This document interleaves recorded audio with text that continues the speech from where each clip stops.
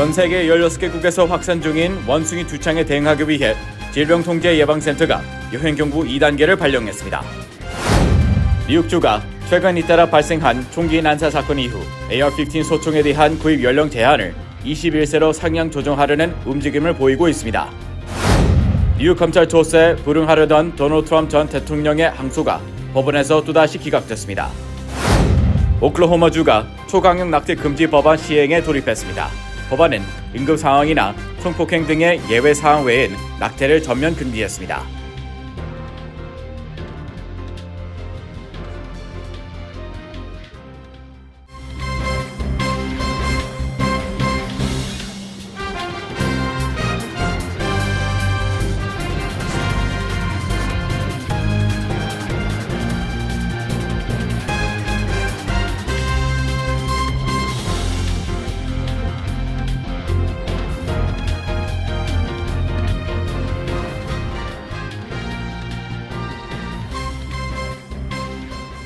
여러분 안녕하십니까? KBTV 뉴스9 이창환입니다. 북미, 유럽, 호주 등에서 원숭이 두창 감염 사례가 확산되고 있는 가운데 질병통제예방센터 CDC가 국제 여행자들에게 원숭이 두창 조심 경보를 2단계로 높였습니다.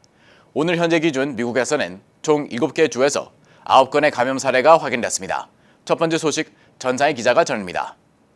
CDC는 여행자는 피부나 생식기 병변 등을 포함해 질병에 걸린 사람과의 긴밀한 접촉을 피해야 한다고 밝히면서 통상적인 주의를 기울이는 1단계보다는 높지만 꼭 필요하지 않은 여행을 자제하라는 3단계보다 낮은 2단계 여행 경보를 내렸습니다.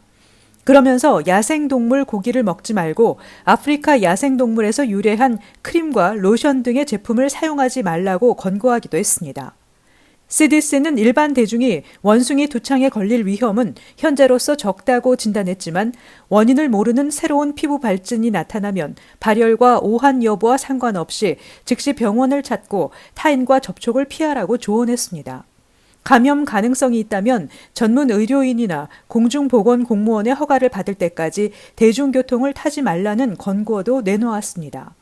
원숭이 두창에 감염되면 발열, 두통, 근육통, 임파선염, 피로감 등 천연두와 유사한 초기 증상이 나타나고 이후 피부에 물집과 딱지가 생깁니다. 감염자는 통상 수주 내에 회복되지만 중증에 빠지는 경우도 있습니다. 잠복기는 보통 7일에서 14일이지만 짧게 5일 만에 발병하거나 길게 21일까지 지속되는 경우도 있습니다.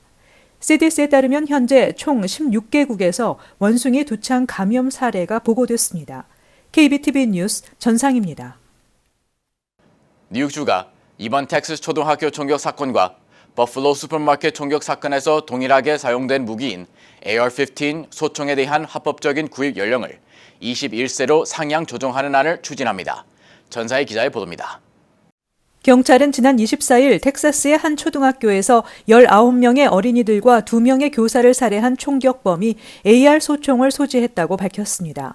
이는 이달 초 버팔로의 슈퍼마켓에서 10명의 흑인에게 총격을 가해 살해한 총격범이 사용했던 총기와 동일한 것입니다. 캐시 호컬 뉴욕주지사는 기자회견을 열고 의회와 함께 AR 형태의 소총을 법적으로 구매할 수 있는 연령을 높이기 위한 모든 것을 살펴보겠다고 밝혔습니다.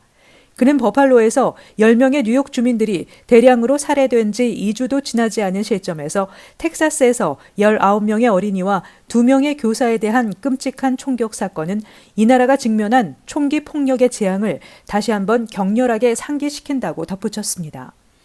How does an 18-year-old purchase an AR-15 in the state of New York, state of Texas? That person's not old enough to buy a legal drink.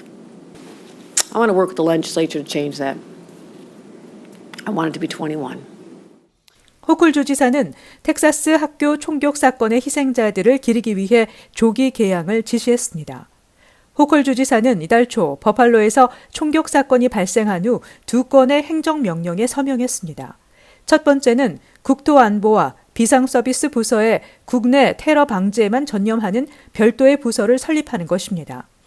또 다른 행정명령은 뉴욕주 경찰이 경찰 자신이나 일반 주민들에게 위협이 된다고 믿을 만한 상당한 이유가 있을 때 잠재적인 위험 인물에게 총기 등 살상무기를 판매할 수 없도록 하는 일명 레드플래그법에 따르되 경찰에게도 무기를 압수할 수 있는 권한을 주기로 했습니다.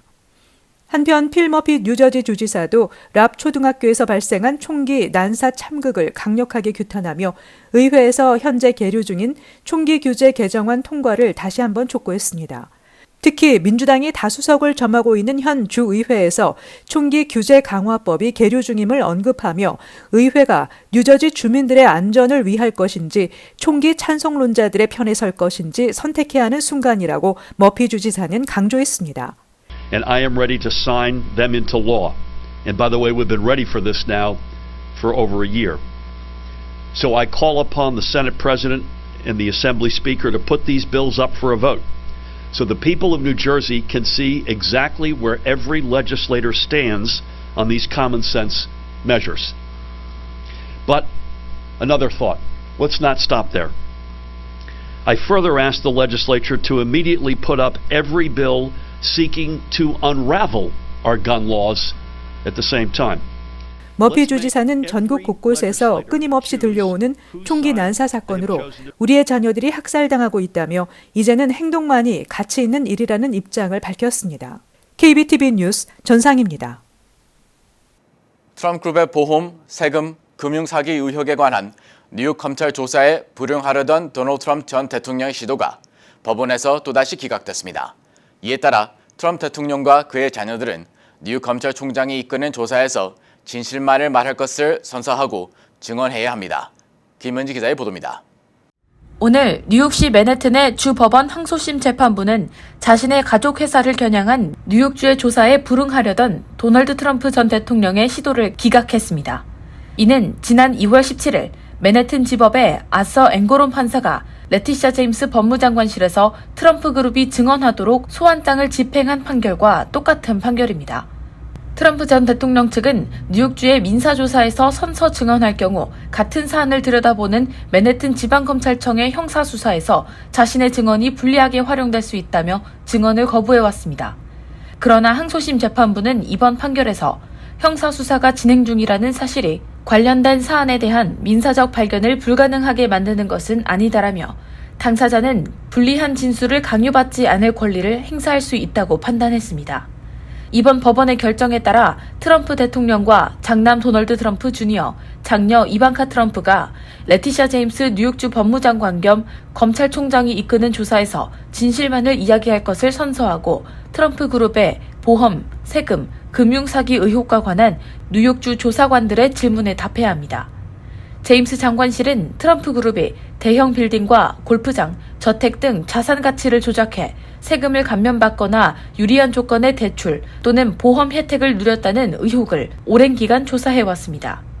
이번 2심 재판부의 결정에 대해 제임스 장관은 트위터에 또다시 법원은 도널드 트럼프가 그의 금융거래에 대한 우리의 합법적인 조사에 응해야 한다고 판결했다며 아무도 법 위에 있지 않기 때문에 우리의 조사는 중단 없이 계속될 것이라고 말했습니다. 한편 트럼프 전 대통령은 지난 4월 앵고론 판사가 주 법무장관이 발부한 소환장에 적절하게 대응하지 못한 것은 법원을 모독한 것이라며 소환에 응할 때까지 하루 1만 달러의 벌금을 납부하라고 명령한 것에도 항소한 바 있습니다. 또 지난 2일에는 조지아주 풀턴 카운티 법원이 트럼프 전 대통령의 선거 외압 의혹과 관련해 특별 대배심을 선정하는 등 지난해 1월 퇴임한 이후 각종 소송전을 이어가고 있습니다. KBTV 뉴스 김은지입니다. 케빈 스티트 오클라호마 주지사가 초강력 낙태 금지 법안에 서명했습니다. 법안은 임신 개월 수와 관계없이 수정 이후에는 낙태 수술을 할 수 없도록 하는 내용입니다. 보도에 전상희 기자입니다. 케빈 스티트 주지사는 성명을 통해 주지사로서 생명을 옹호하는 모든 낙태 관련 법안에 서명하겠다고 약속했고 오늘 그 약속을 지킬 수 있어 자랑스럽다고 밝혔습니다. 주지사 서명과 동시에 시행에 들어간 오클라호마주의 새 낙태 금지법은 또 제3자가 낙태 시술을 도운 이를 상대로 소송 비용을 제외하고 최소 $10,000를 요구하는 소송을 제기할 수 있도록 허용하고 있습니다. 이 법은 다만 응급 상황이나 성폭행 또는 근친 상간에 의한 임신은 낙태할 수 있도록 예외 규정을 두고 있습니다. 오클라호마주에서 초강력 낙태 금지법이 시행된 데 대해 뉴욕 소재 낙태권 옹호 단체인 출산권리센터는 즉시 이 법의 시행을 막기 위한 소송을 제기하겠다는 내용의 성명을 발표했습니다.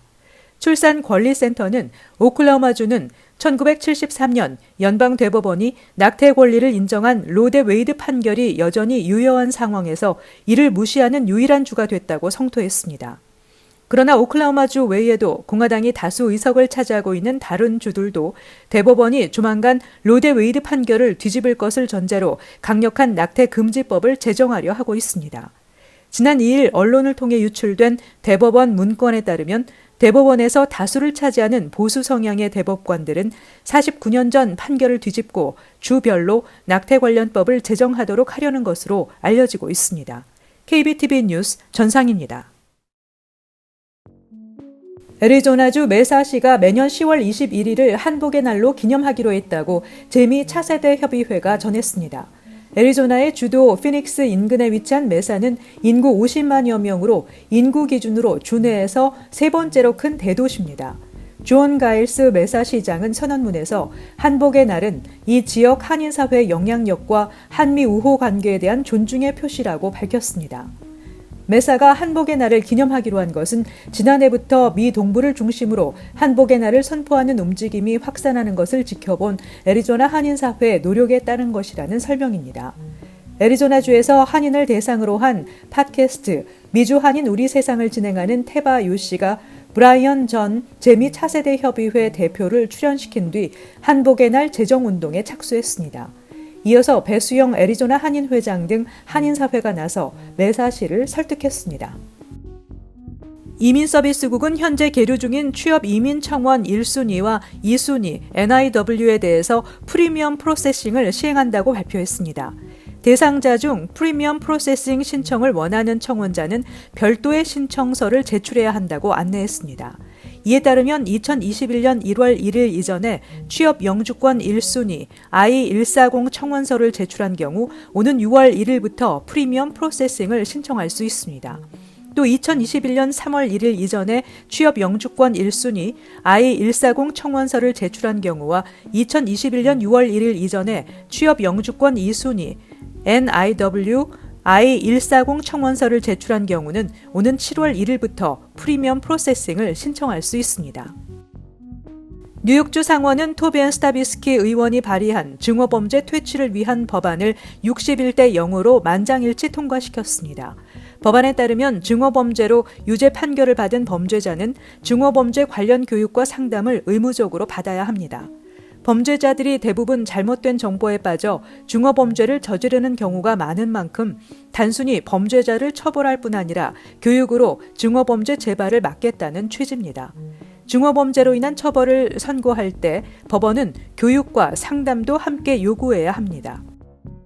2021-2022 학년도 뉴욕시 공립학교에서 적발된 학생 소지 무기가 지난해에 비해 80% 증가한 것으로 나타났습니다.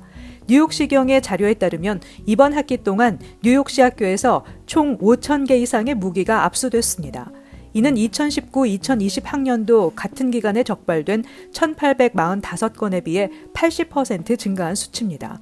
총기의 경우 2019-2020 학년도에는 단 한 정만 적발돼 압수됐는데 이번 학년도에는 벌써 14정이나 압수됐습니다. 테이저의 경우 47개에서 591% 늘어난 325개가 적발돼 압수됐습니다.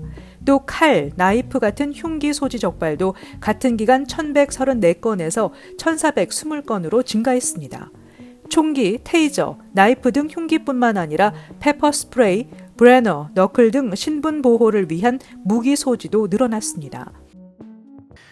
잠시 후 커뮤니티 브리핑을 전해드립니다.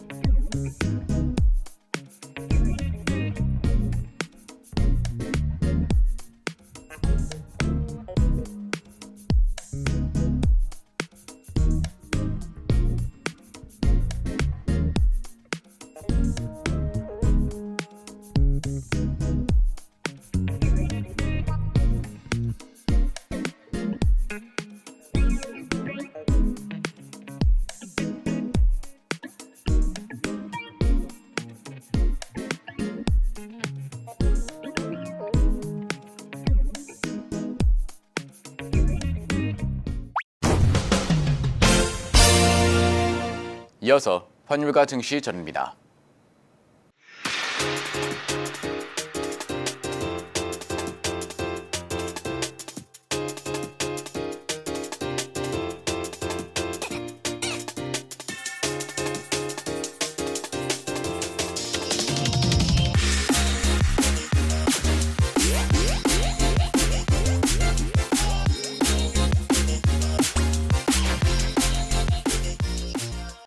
잠시 후 뉴욕과 뉴저지 날씨 전입니다.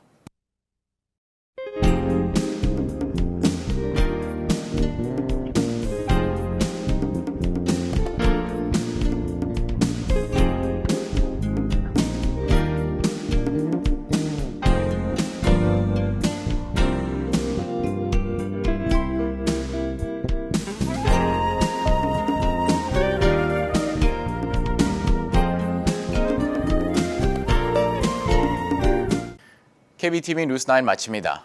오늘도 시청해 주셔서 감사합니다. 편안한 밤 보내시 바랍니다.